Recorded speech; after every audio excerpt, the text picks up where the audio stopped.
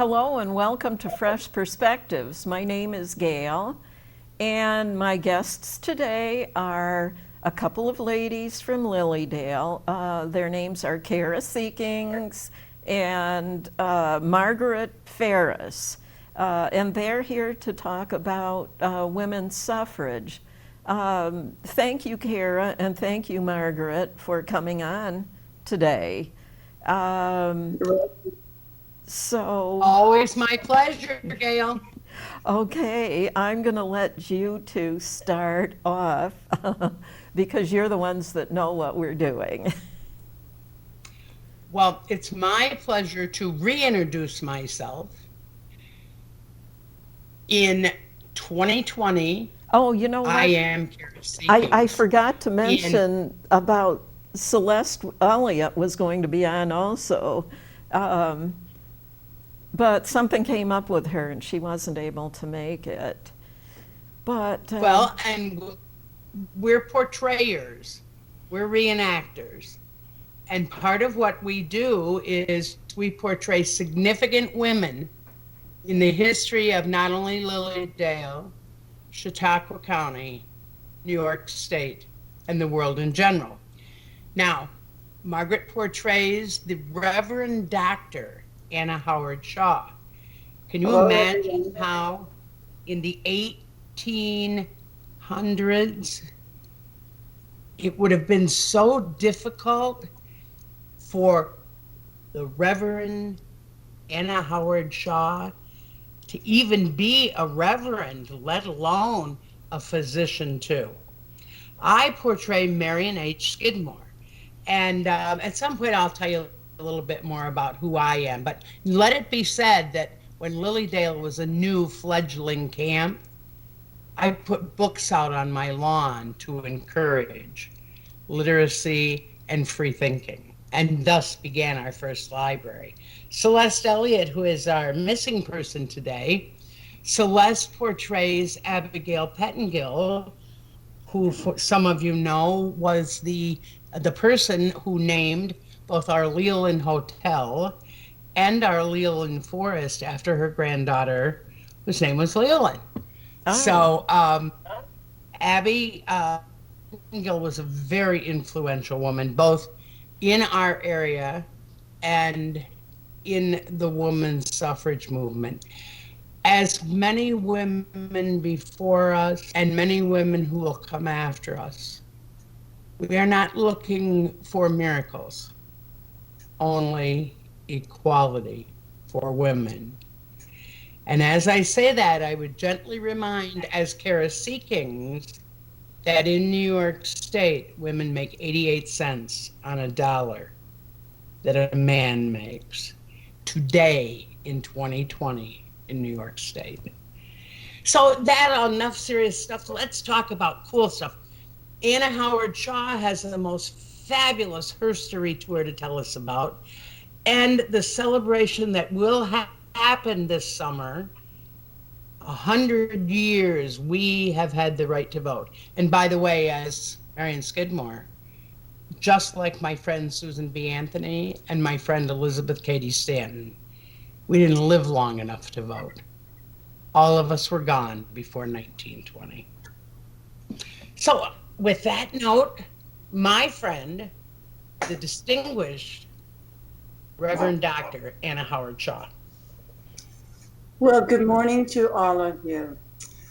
I am very thrilled to be here and to talk to you about my life story. You know, I was one of the very few transplants. I was actually born in England. And however, though, my father and mother brought myself and my sisters over to Massachusetts in the late 1800s. Actually, not the late, I guess in the middle of the 1800s, but I was more active in the late 1800s. And you know, where we were in Lawrence, Massachusetts, my father, without even consulting any of us, not my mother, bought land in northern Michigan and shipped my mother and my poor sisters off to this land.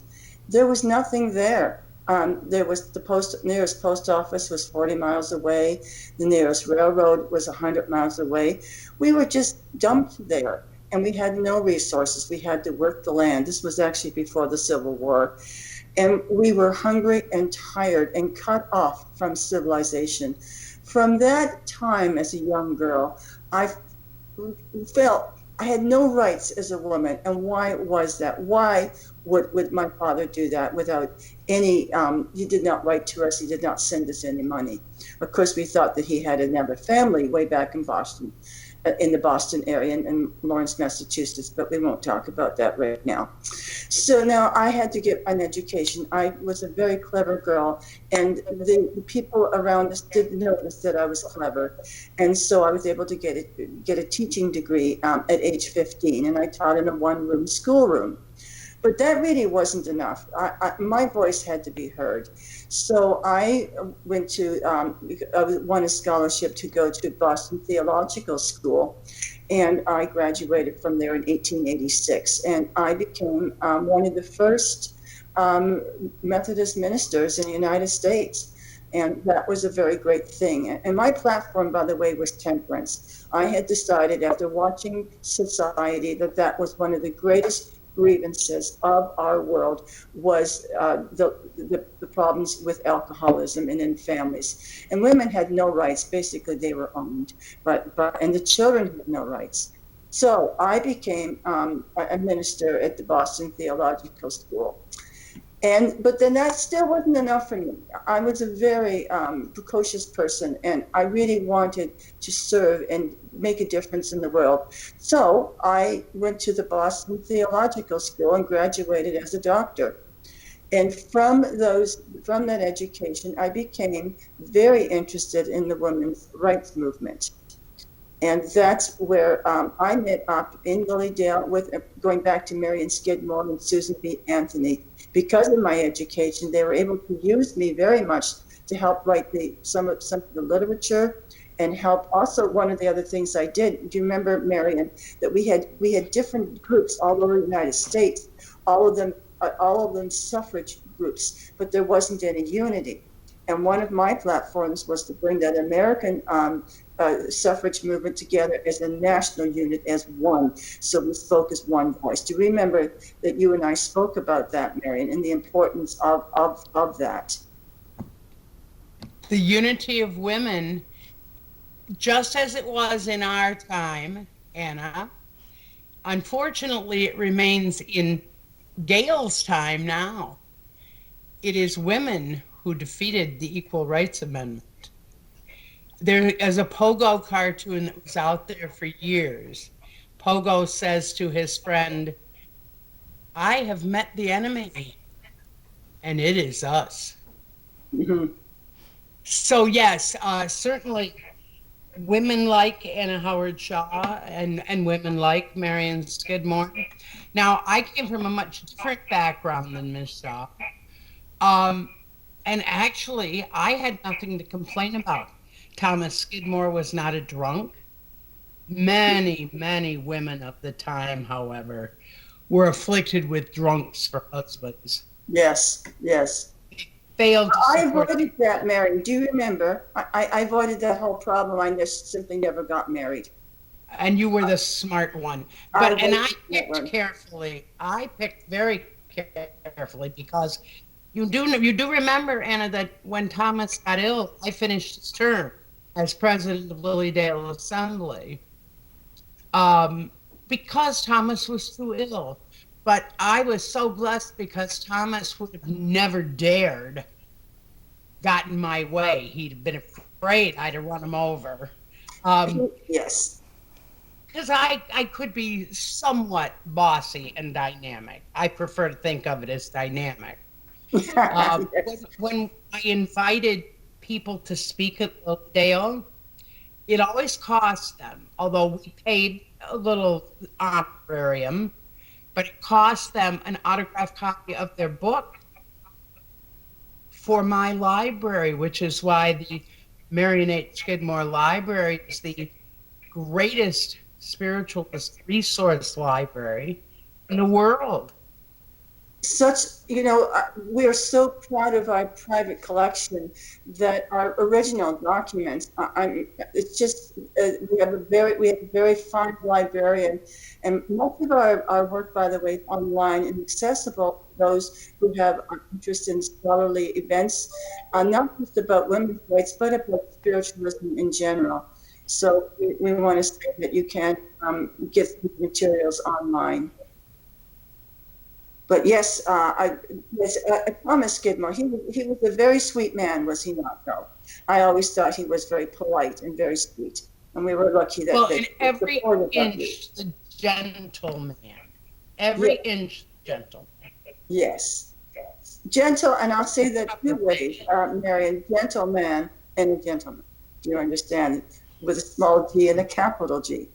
And so, and did he not, when we gathered at your house many times, because I didn't have a place in Lydia, but I do know, what was your address again, where your house was? It was 12 Cottage Row at one point, but we lived several different places in Lydia. That's what I thought, yes. But I was always a welcome guest. And, we want to talk about Susan B. Anthony, of course.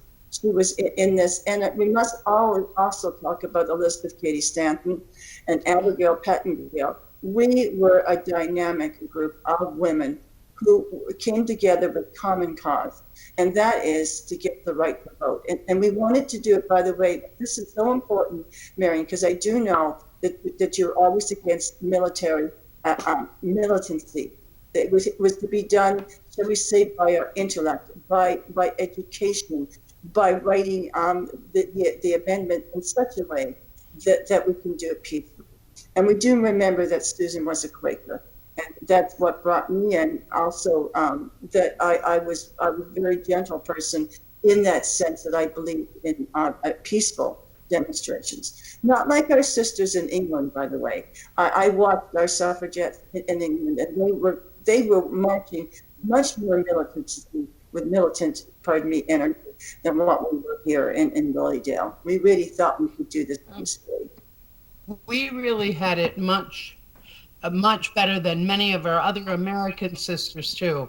Yeah. We have to remember, for the good things that presidents like Woodrow Wilson did, he also jailed women and force-fed them. So those were the local ones. Insane asylums. Yeah. Because they were doing this thing called demanding their rights. That's right. And then when they got jailed, refused to eat. So he said, we can't have this, and force-fed them with garden. Yeah. But that was the time. It wasn't right, but it was the time. We, as women, I come back now and I wonder on election day, where are all the women? We fought so hard for their privilege to vote. That's right. And I would have given anything for the privilege. As would have you. As you did too, all that work I also passed in 1919, July 2nd. Matter of fact, my anniversary is coming up. Having been, I never actually got to go to the vote ballot. However, I smiled from heaven, as we know, knowing that my sisters in spirit had able to vote. One of my great quotes, I remember this one, Marion. This was my argument about American democracy, that women were entitled to vote. Otherwise, you'd have to prove that women were not people. And I really loved my quote, because it's like, we're people. We have the right to vote. Prove us not to be people. And that was one of my platforms everywhere. Now, do you remember the time, though, Mary, that I came to Lilydale and I addressed many thousands of women, and it got around that I'd been to that spiritualist camp. Remember that? And when I tried to continue back in Pennsylvania, they wouldn't let me back on their platforms. And why is that? Because I'd been to that spiritualist camp. Yes. So yes, that we were renegades on so many levels, not just as a spiritual camp, but as an enclave for women's rights also. We were fighting many battles at the same time, were we not? Well, yes, we were. And one of the neatest things happened right here at Lilydale. The very first dollar for the women's convention was given right here in our auditorium by Al Paw, a man from Dunkirk, who is here to hear Susan B. Anthony's. One of the nicest things about us as a group of women was we weren't competitive. We knew what our cause was. Many of us had been abolitionists. Many of us had been temperance. We knew how to fight for a cause, and we relied on each other's strengths. Susan was very fond of saying that she could speak anywhere, anytime, as long as Elizabeth Cady Stanton with the notes. Yes, yes, I do remember that. Now, we do have to move to the one story that most regrettably follows my name.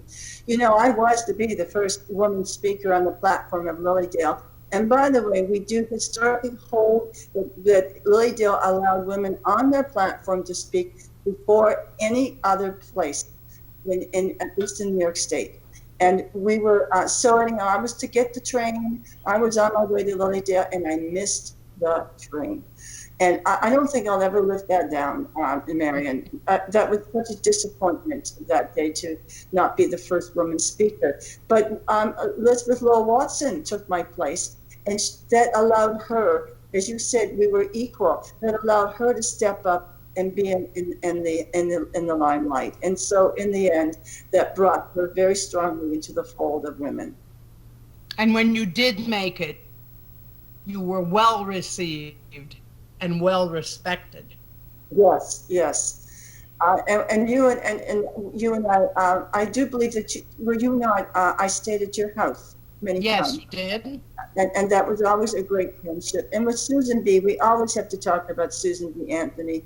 That she became, shall we say, the poster girl for us. Mm-hmm. Mm-hmm. And so close, Rochester being really very close to Lilydale. As a matter of fact, in retrospect, history did say that this part of Western New York and New York State, we were the hotbed for the women's rights. I want to include Jamestown and Mayville and Chautauqua. There was something very strong about this area of town. As a matter of fact, do you remember that we had the reputation, the burnt over district? Do you know? Yeah. Remember that? So what our audience might not know is that there was a lot of energy in Western New York, and many, many different religious sects came through here traveling, and not just the Methodists, but many, many different sects, of course, and the spiritualists did settle here. So that we're very proud of our history here, and Lilydale's contribution to the women's movement. I always felt one of my greatest accomplishments was the fact that I had the privilege of gathering women together to begin the Women's Equality Party in Chautauqua County. That wasn't its original name, but it began so early on when women weren't thinking. One of the things I like to do when I do tours now with people, I like to hold up my handbag, and I have a very fancy little handbag because when I was here 100 years ago, there wouldn't have been any point to have a handbag because I initially was property. Mm-hmm. I was a chattel. Although Thomas Skidmore would have never been foolish enough to say that he owned me, in fact, historically, he did. Yes. And he so couldn't carry money. I'd like to hold my handbag up and say there'd have been no reason in the late 1800s for me to have a bag. You know, we used to always say about Susan B., mumps said the doctor, measles said nurse. Boat, said the lady with the alligator purse. Susan B. carried an alligator bag that she carried everything in, and I'm sure clean undergarments as well. But that she carried everything in. She could speak on any part of the women's movement, any place, anytime, from her alligator bag. She made a point of the fact that women had need for self-ownership.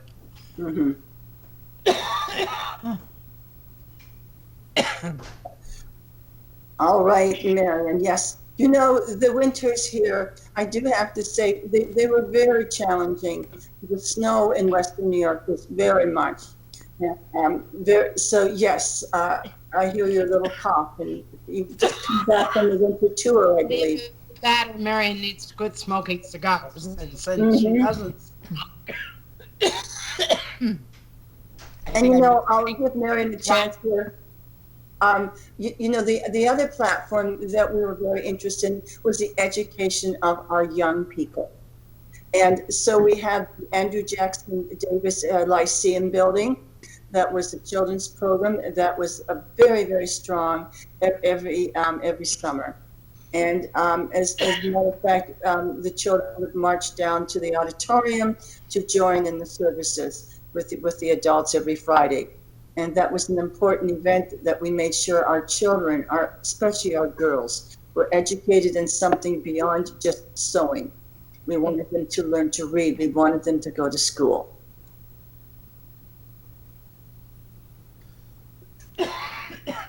Well, we've been just chatting. Wait, Gail, what can we tell you about? Yes. Yes, of course, I didn't live back in 100 years ago, so the women's movement was a really good thing. I think we still have some territory to cover, though. Oh, I agree. I agree with you, Gail. Actually, we could talk about, as you say, you weren't there 100 years ago, but we are still working on our rights as women. And we have this summer in Lilydale one of the best opportunities for a Women's Day event program. And Kara's been part of, you've been part of it, I've been part of it for the last 4 years. This committee has been working together. Now, we did have a celebration for the 100-year anniversary of New York State having their right to vote. New York State was very much ahead of the curve, as we all know. However, we are all aiming for this 2020 celebration. Because of the situation with COVID-19, our seminars are going to be virtual. And we're going to encourage anyone who's watching this program to go to our website, lilydaleassembly.org, and go to the Women's Day event, and you can have the opportunity to be part of our virtual classrooms.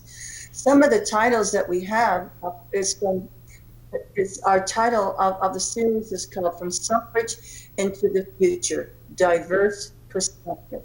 So 100 years later, now we're working on diversity. And we have various seminars starting on Saturday, August the 15th. One's from 11 to 12, the intersectionality and power. And we have, as a matter of interest, brought 2 different speakers together, one of them from Western Ontario, Canada. We do hope that she can get her visa to come, being over the border. And then Imani Olar from Rochester, New York, who is also going to be talking. They're going to be paired together talking about diverse perspectives and what that can be. The second one that we're going to be hosting is called Letting Your Gift Lead. And we have Cynthia Hota-Orsi and Sarah Rodriguez, who is also a musician. We'll be doing a concert later Saturday night. They're going to be talking about their perspective of diversity. And finally, the third pairing is appreciation versus appropriation through education. And we have Melissa Corwin and Sally Roach Wagner, who's a very famous name in the women's rights movement. If you don't know, Sally Roach Wagner was the first woman to start, PhD by the way, and she has a new book out. She started the first women's studies. Marion, do you remember this? Have you taken some of her women's studies, please? I have, and I'm extremely, extremely impressed by her. And she was here last year. Yes. And, Sally came last year to speak, so she's come back very glad. Because again, this Women's Committee that we've been a part of has really put a lot of work in. But our seminars are all virtual. We so if you go to the Lilydale website, you'll be able to see them. And we may be breaking them up a little bit. Some on one day, you'll get to see the new scheduling. And, we mentioned earlier about one of our people missing is Celeste Elliott. I want to say Celeste Elliott is the chair of the Women's Committee and actually chair of the program committee for Lilydale. And she has put together a program of diversity and challenging. And it's very wonderful what she's put together. We're sorry she's not here with us today. And also I did mention that we have a concert coming up on Saturday evening, and it's going to be the African Latino roots. So Sarah Rodriguez calls herself Serenade. She's an accomplished vocalist, songwriter, musician. She's in Buffalo, New York. So we have her coming to do music at the auditorium, I believe on the Saturday night, August 15th. So once again, you go to our website. Now, Marion, one more thing we do want to talk about is our virtual tour. Do you want to speak something about our tour, please, our Herstory? Absolutely. We have a Herstory Tour. Now, in the past, of course, we have done it live and in person. But because of COVID restrictions this year, we will be doing it virtually. We revisit the lives and people of Lilydale who have added to the herstory of the women's movement. Now, Anna Howard Shaw, otherwise AKA Margaret, and Abigail Pettingill, AKA Celeste, put together a grant for this Herstory Tour. And I will have to turn it back to Anna Howard Shaw to tell you who the grant is from, because although I saw, I can't remember. It's actually from the Humanities, New York State. And it's not 100%, but we're being, because Lydia has focused continuously on diversity. We are a diverse community. We are an accepting community.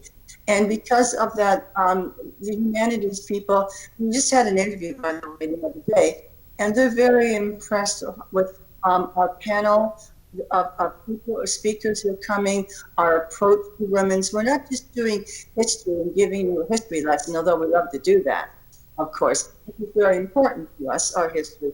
And it's important to our people, because that's from where you learn your lessons about what has happened in history, so you don't replicate the horrible things.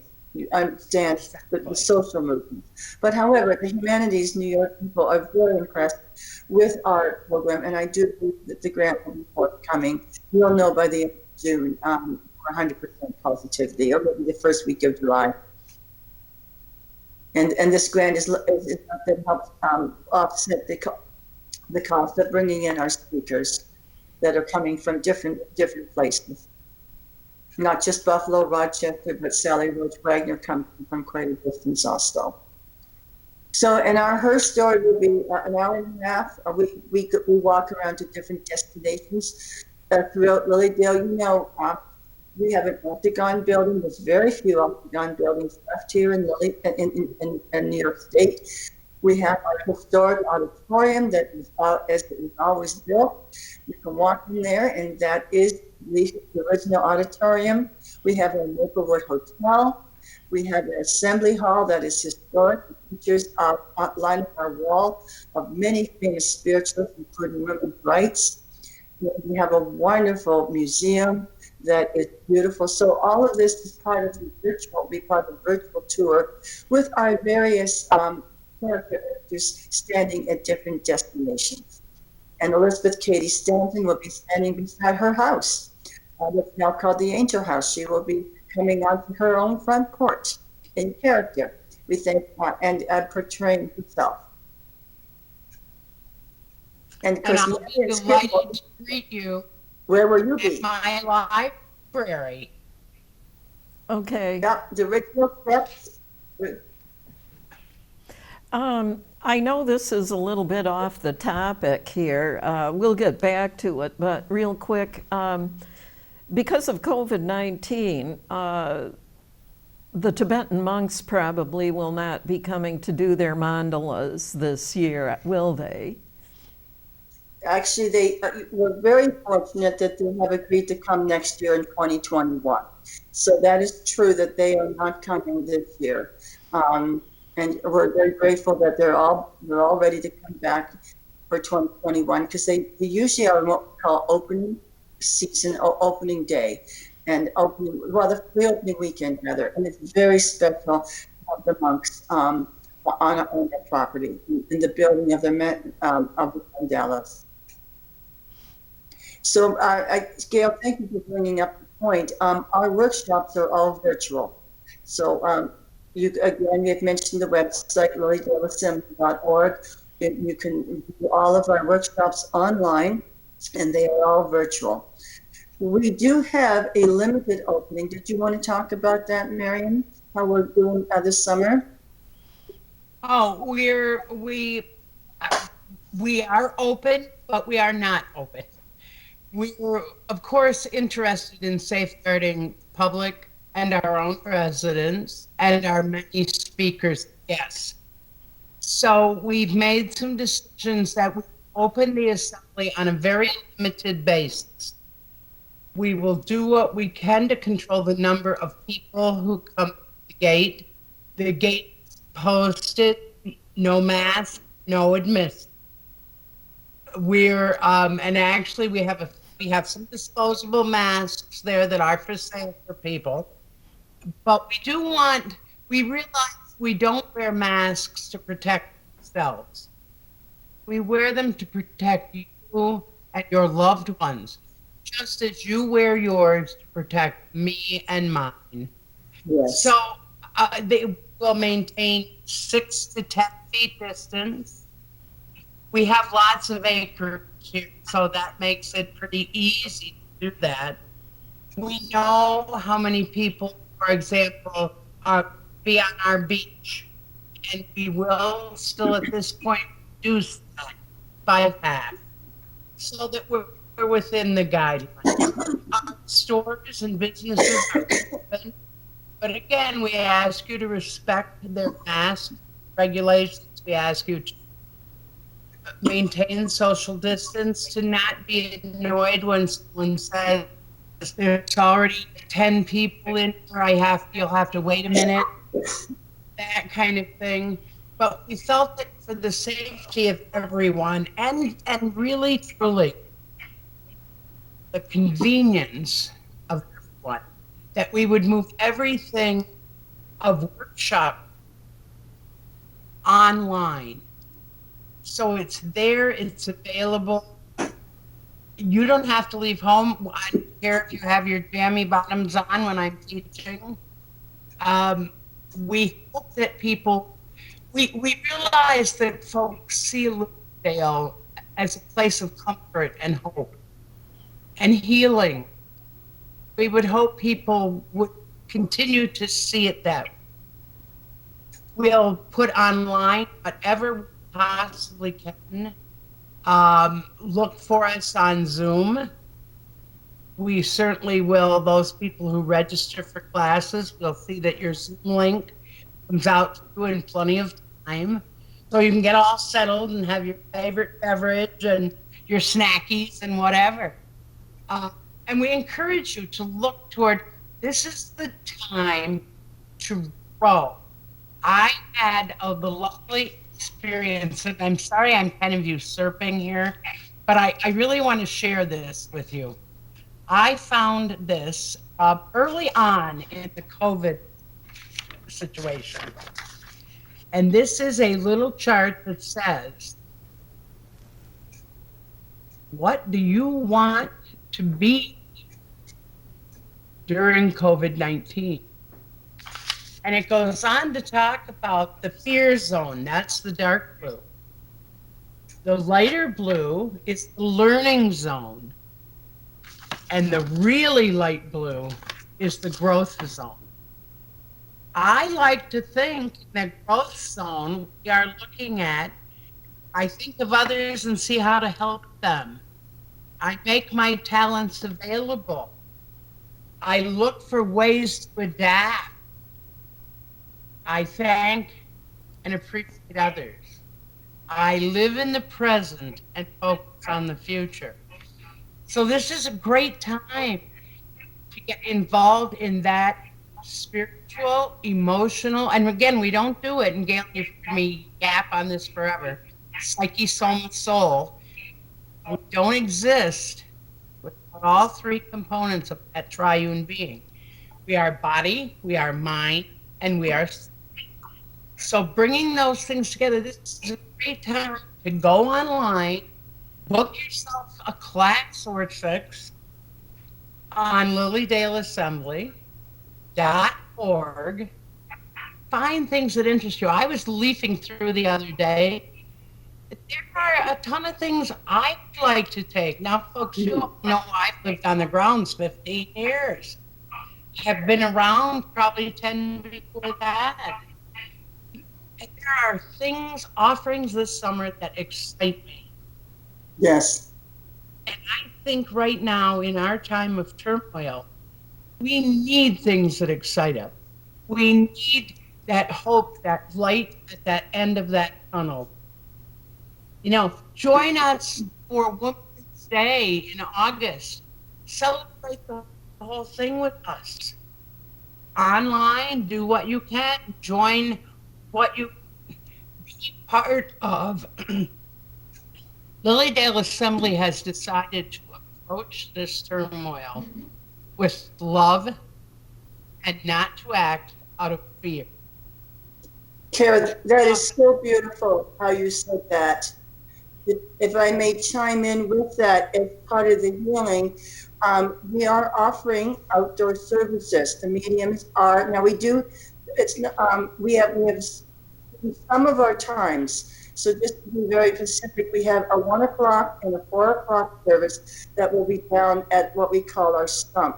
Now our stump is located in our sacred old growth forest, the Leland Woods, and the stump is a very sacred symbol to us. So the mediums will be serving, we'll be of course practicing social distancing, and all of that, but we do have in-person services at 1 and 4 o'clock. And in the auditorium, we have something very special, which you'll see Cara later on in the summer. We call it the 2:30 service, and that is a mixture of a chairperson will talk about, we have a speaker, we have a medium, we may be having some music, and it's up to from 2:30 to 3:30, and it is a hallmark of spiritualism, a little bit of information about healing, about meditation, about spiritual topics. So again, we have a program 1 o'clock, 2:30, and 4 o'clock. And we do have some evening ones, limited, but however, we do have an evening on site. So we're not all virtual. I would say, as we've started to care, but all the workshops are virtual. But there is a reason to come on the grounds. And we've found a balance to give healing to people. Our grounds are sacred. Just walking in our gates, you feel the energy, the peacefulness of Lilydale, and that's what we are proposing to give to people. And our guest homes are open. We have our restaurants opening, and there's places to walk around. Again, social distancing being very important, and wearing your mask when you're near other people. So Okay. I did want to add to what you said, Cara. Now, what Absolutely. about, And if you're curious, folks, about forest bathing, Oh, yes, thank you. Miss Celeste, who is not on with us today, and I will be forest bathing on the 13th of June, which I realize will miss the show airing, and several other times during the summer. We are planning to offer virtual forest bathing. It will be fun. It will not be skyclad, for those who know what skyclad means. Believe me, I am long past the age and the weight for skyclad. It will be a meditative, very much oriental. Forest bathing comes from the Japanese culture, but time to, and though many of you know I'm a druid, so I'm a tree hugger from the word go. We want to bring a soup-pelted gal, want to bring the experience of forest bathing. I hope it's something Celeste are going to continue to be able to offer. It doesn't require physical stamina. I'm going to take a wheelchair out there.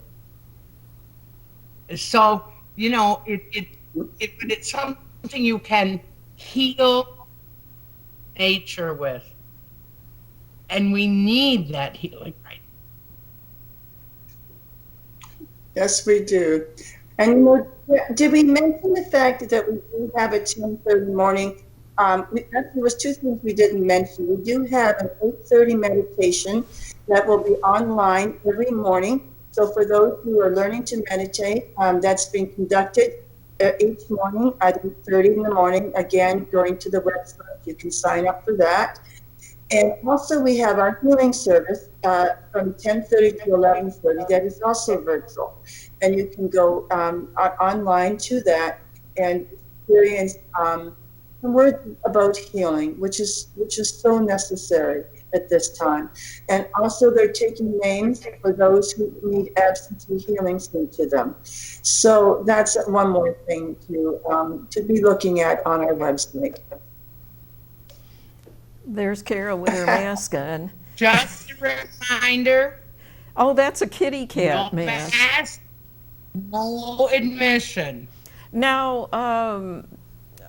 about people who want to see a medium for a private reading. Now, how are you doing that? Is that going to be both? Are people going to be able to get in-person appointments? Or May I speak about that, Gail? We have at the gate at the post office is a list of mediums who are reading this summer, and some will be only by phone, and some will be in person. And I believe that the sign will say who is doing what. You can again go to the individual websites. That's when you go to the Lydia website, there's a section that says visit a medium. There's a drop-down menu, and you can go to the individual websites of the mediums, and they will say whether they're meeting in person or only by phone. So, and that is part of our healing. That's part of our religion. Is the beautiful opportunity to speak to loved ones who have passed, to help with the grieving process. So yes, is the question that mediums are working this summer. Some mediums also do Zoom and Skype readings. Oh, okay. Yes, phone readings or Skype, yeah. Okay, so people can get all of the information for that on the Lilydale website then. That's right. It's called again under it's on the banner, visit a medium. And if you need to get your gate pass, as a matter of fact, we're encouraging pre-sales of the gate pass because we are going to limit the number of people coming, especially on the weekends. So it's on the banner. It says under the word visit. And there's a drop-down menu there, and you can pre-purchase your gate pass. Oh, and one more thing, and this is very important, I did forget to mention, we are going to be conducting a in-person Monday night circles. Now, again, this will be limited, the number of mediums per serving, and you'll be able to see that on the website. So that tradition of Monday night circles that has been with us for so long is going to continue. Once again, you can purchase your tickets online ahead of time. I would encourage you to do that because not all mediums are working in person this year, just due to health concerns or family members that they're concerned about. So yes, Monday night circles are also going to be in person. Oh, good, good. And for the in-person ones, they will, the medium and the person wanting the reading will both be wearing masks for the in-person readings. Yes, we will be. Yes, and we'll be doing it. We won't be doing a circle as we've done. We take them one at a time for a specific length of time. So that again is a safety for the medium and for the person that is receiving the reading. So and we'll have again social distancing. We're very serious about this, and cleaning and sanitizing. The only building that we have open this summer is the auditorium. We have closed our other buildings for just this summer. So again, I encourage you to visit our website. Everything's there, and we hope to see you either virtually or see you in person. Thank you as always, Gail. We are always so glad to appear. Oh, yeah. Well, we've a got regular. over 11 minutes left yet. Really? Yes, really, really. I looked at the time on my Well, I computer. wanted, now, did you say anything about, something about Anna Howard Shaw having been the first female Methodist minister? Yeah, Yes. absolutely. She went on the circuit, and as I mentioned earlier, because she visited Lilydale at one point, some of the other churches, more conservative churches, decided to not let her back to speak at their churches. So she, that's when there was a shift for her from talking about temperance, and she really shifted to the group of women that were advocating for women's rights. And one other point that I want to mention about Anna Howard Shaw was the fact that she won the Distinguished Service Medal. She was very involved helping Woodrow Wilson set up the League of Nations. And that was a very, again, she was politically involved. I mean, not just for women, but think about this, for the world.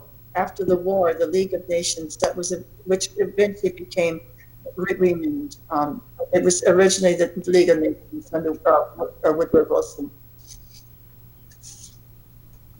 One of the things, Gail, that I have often done my little 3 things you need to know about spiritualism. Okay. One is, of course, we believe in personal responsibility.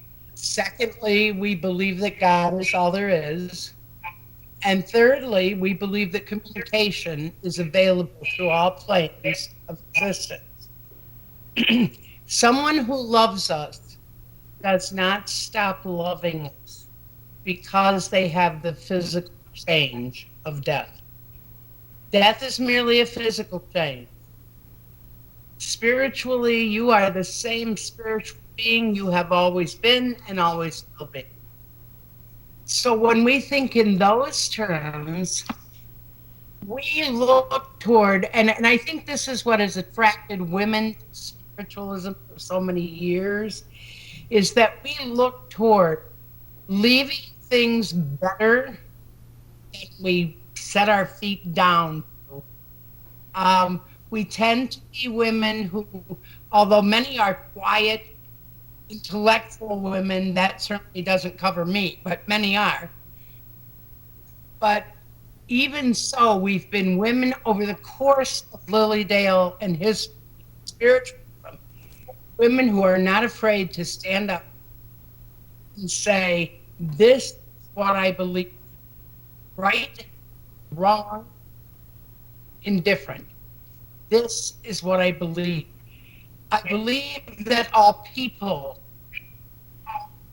are equal. I for years said, I am not a feminist. Well, of course I am. But that's why wouldn't I be at my own side?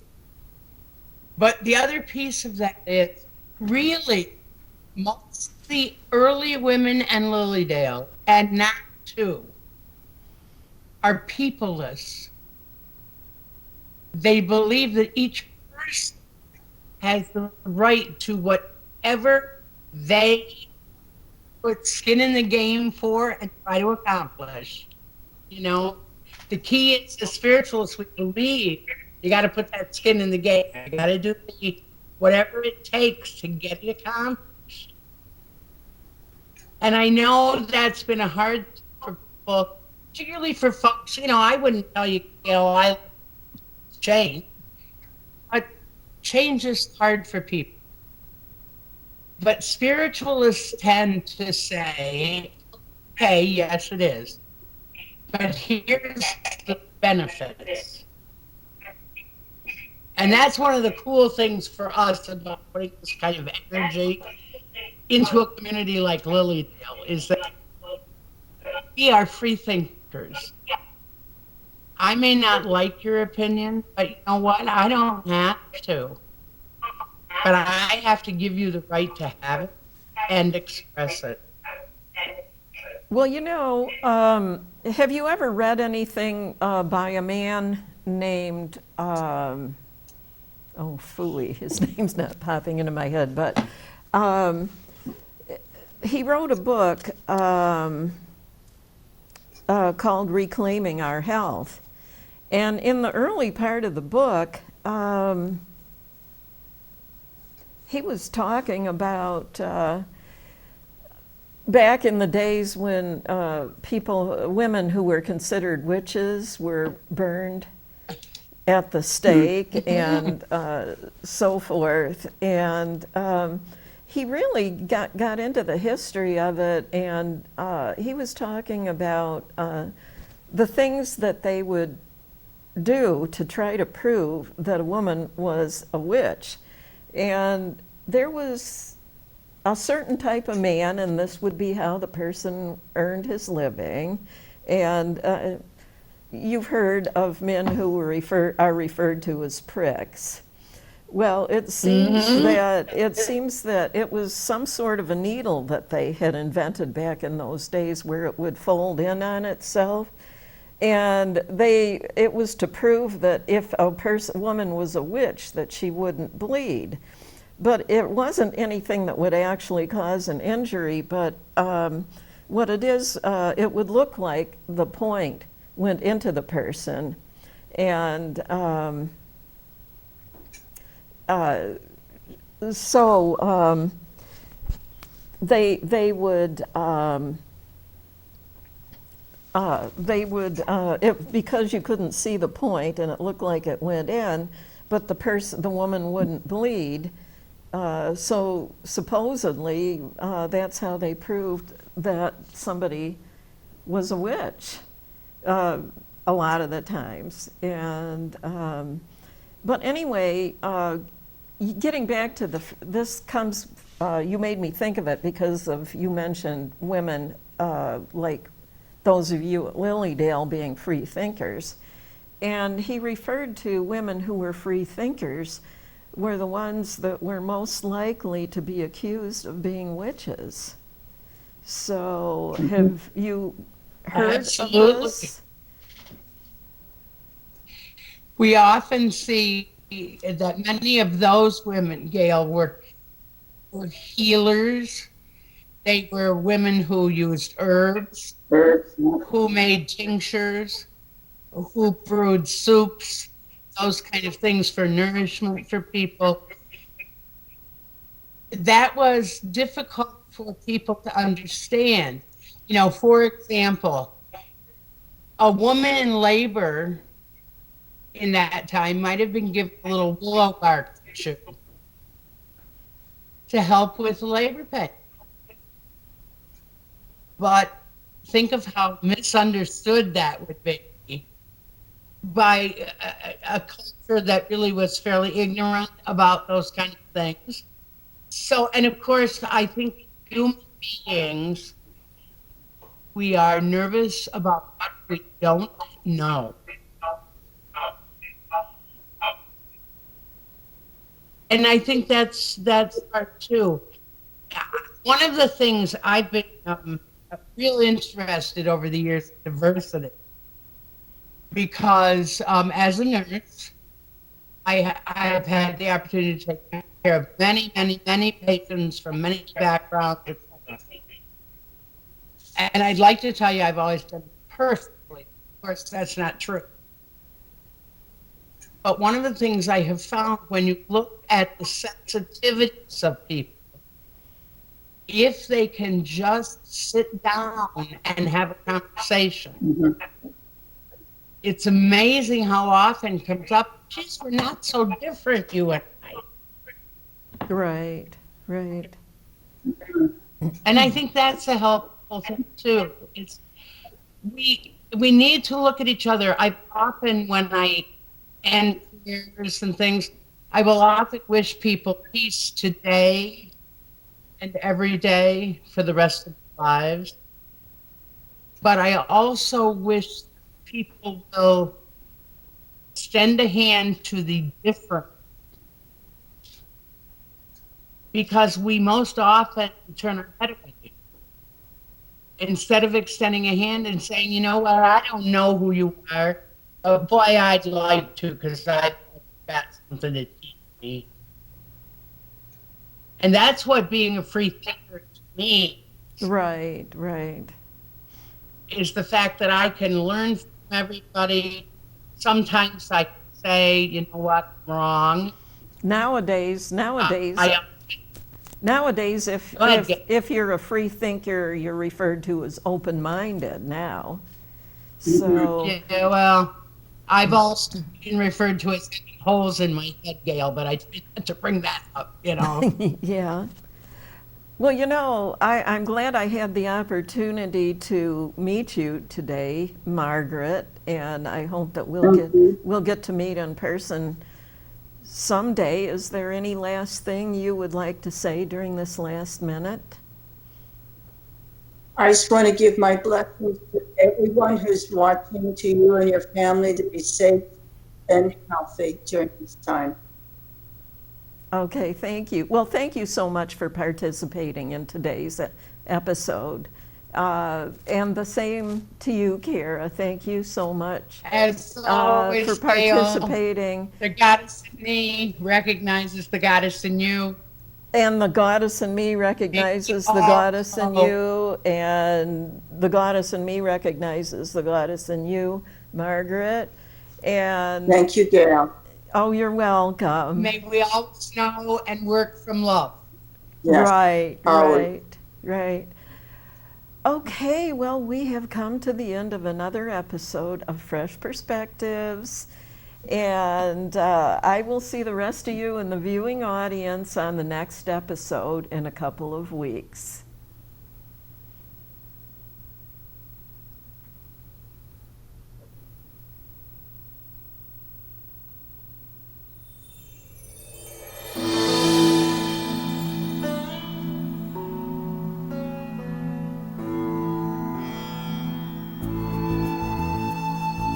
Well, I guess that